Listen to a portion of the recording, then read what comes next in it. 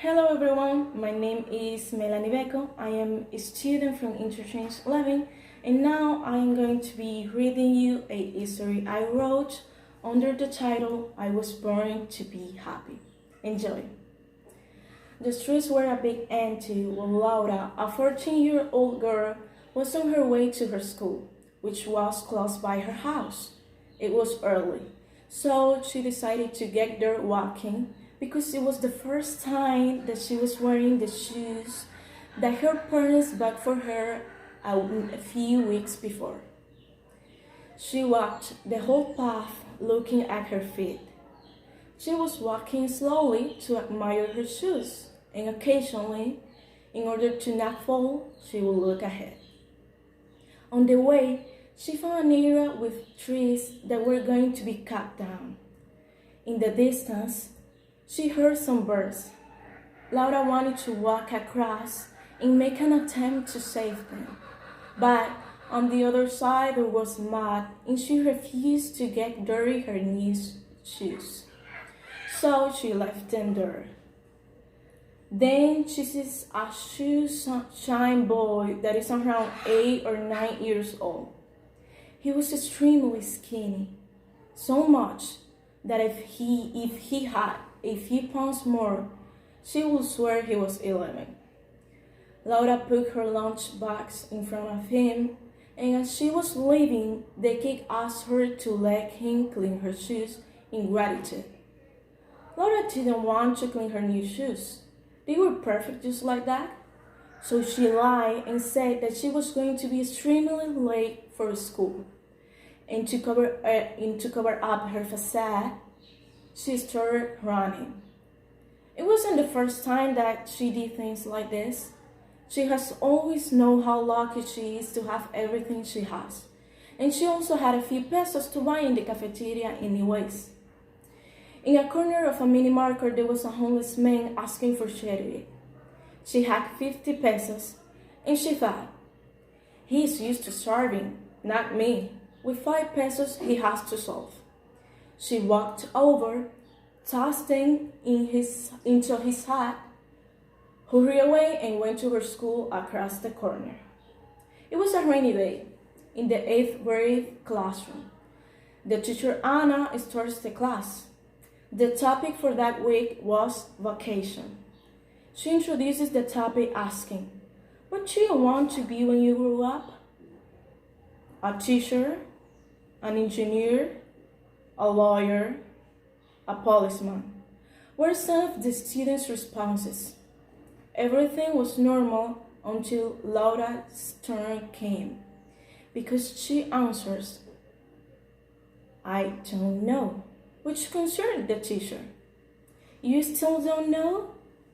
You should already know what you want to be at this point. Choose a temporary profession, because you all have to make an essay of your dream profession for the end of the school week, said the teacher. Laura thought that choosing a temporary profession was irrelevant in the vocation issue, since that wouldn't be true, because she still didn't know what to be, and she didn't imagine something in which she was amazing enough to do for life. So she raised her hand and said, I want to be happy, without having to lock myself up in a profession. I just want to be happy and for others to be happy. Whatever life takes me, but I haven't got there. At this opinion, the teacher gave her a small smirk, looked at her and said, you have to know who you are in order to know what you want. If you don't know what you want and what you're passionate about, how do you pretend to be happy?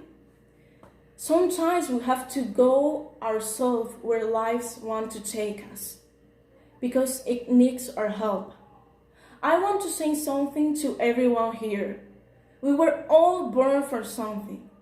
And by finding our little bit of vocation here on earth, at that exact moment, we achieve success. And more importantly, we find happiness. And that is why I need Laura and everyone here present to find what they can contribute to our society.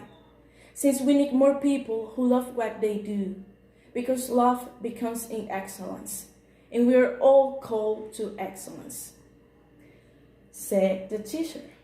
At the departure, the teacher looked at Laura and said, I believe that you can be happy and make others happy in countless ways. I know you have a caring heart. Use it. Laura smiled at her and thanked her for her words.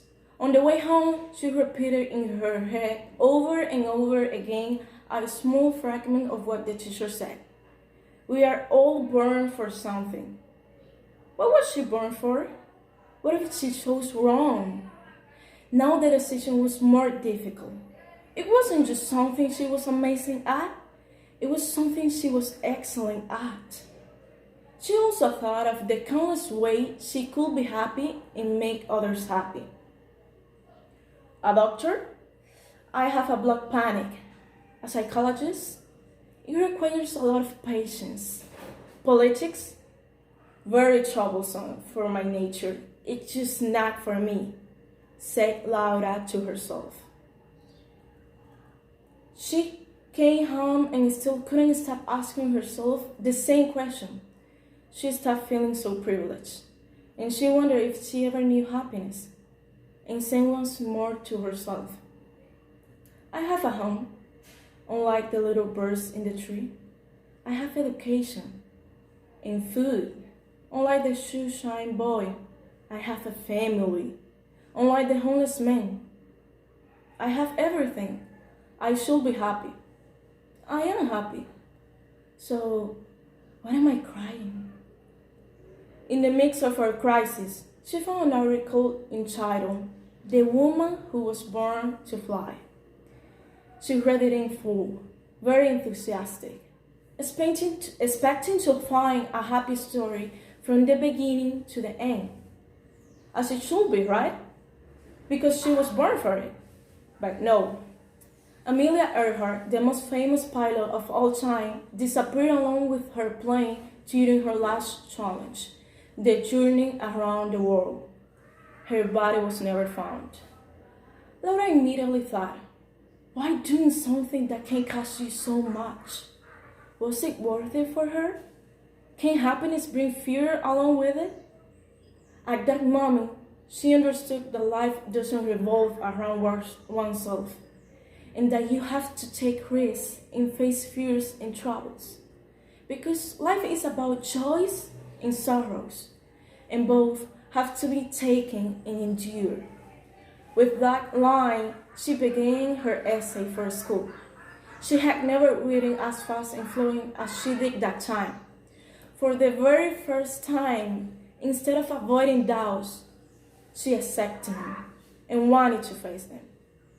The week passed and Friday arrived. It was cloudy again. She walked to school again. She wanted to see the world again, and she found the shoe-shine boy again. This time, she wasn't so early, and yet she approached and offered him her lunch box in exchange for cleaning her shoes. He smiled, and his eyes showed his joy instantly. While he changed her shoes, they talked and became good friends. Benjamin, his name was. In the conversation, Laura knew that he was asking for school in order to work, which made Laura extremely sad. She hurried on, wearing her new shoes that she liked more than before, and stood on the tram's corner and gave him the money that she had been saving the last 3 days and the current day, keeping 25 pesos and giving him 130 pesos. At the end of the day, Laura arrived late. Seeing this, the teacher asked her to read her answer first. When she read the last words, everyone was flabbergasted, and the teacher was not an exception. But more than surprised, she was very proud of the impact of her words in Laura. On the way out, they talked, and Laura told her about Benjamin. She gladly helped. and eventually they found a way for him to dedicate himself exclusively to studying. On the way home, she saw the nest of birds, and despite the mud still present, she jumped the fence, climbed the tree, getting her uniform dirty, and took them to the nearest veterinary. Her shoes were soaked in mud, but she didn't care. Weeks later, they were released safe. 2 years after, at the age of 16, Laura worked as an assistant in a dental center. The blood disturbed her, but she learned to tolerate it. She found a home in writing and began to meet people in their weaknesses to help them overcome them. That took a lot of patience. And 2 years later, she went to study political science at the university, since she stated that politicians only fix their own things. However, they didn't have as a priority to fix things in society.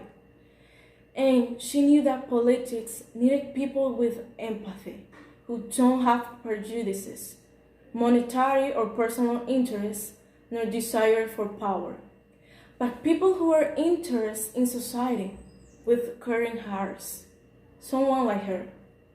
And she discovered that society needed her there at the age of 14. 8 years later, a young man in his 20s bought a new newspaper and was struck by the headline on the front page. Young politician was born for solidarity. Laura Romero, an influential politician and philanthropist at the international level, helps millions through her writings on vocation in social and political solidarity. Also, Laura donates most of her earnings to multiple charities. As she says, "It makes me happy, and I was born to be happy." I hope you liked it. Thank you for your attention. Goodbye.